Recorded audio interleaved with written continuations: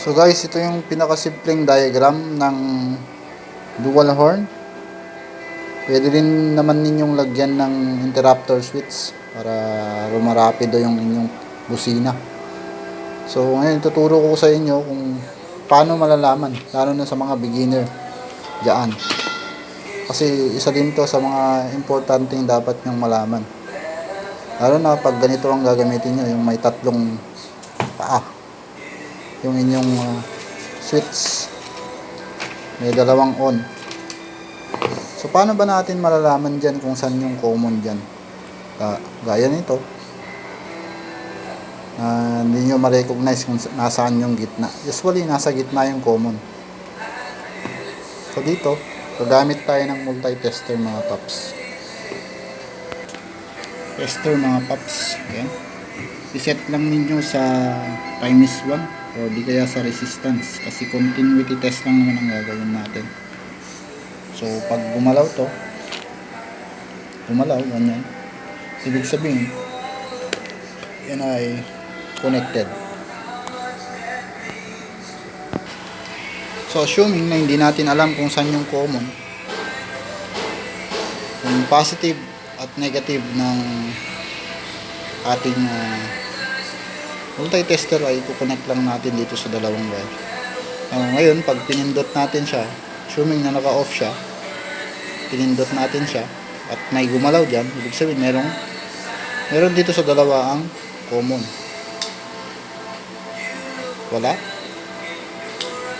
pa rin. Ibig sabihin dito sa dalawang block na to, walang common. So automatic si red na ang common. Paano ko nasabi? Ito, set natin sa off. Ayan.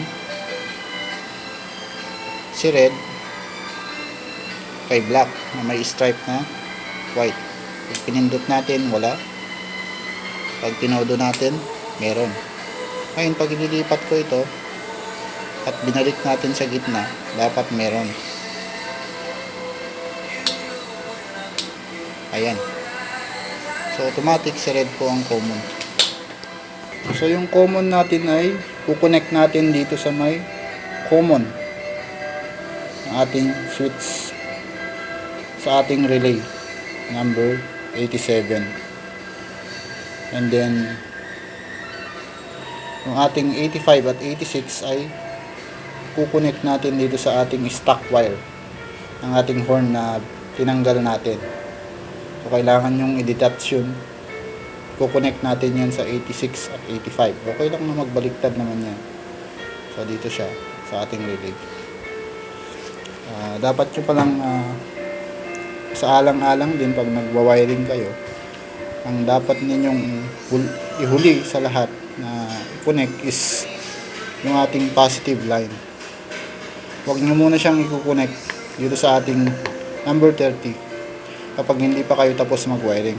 Possible kasi na merong umama sa body ground natin at mag-cause ng short circuit, lalo na pag wala kayong nilagay na fuse. So possible na masunog yung motor ninyo.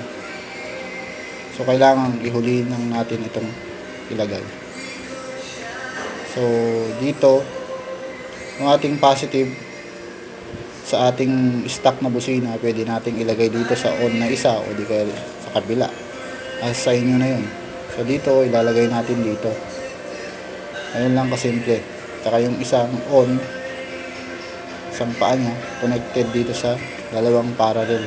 Ito, parallel na dual horn natin. Then lastly ay itong ating number 30. Ayan.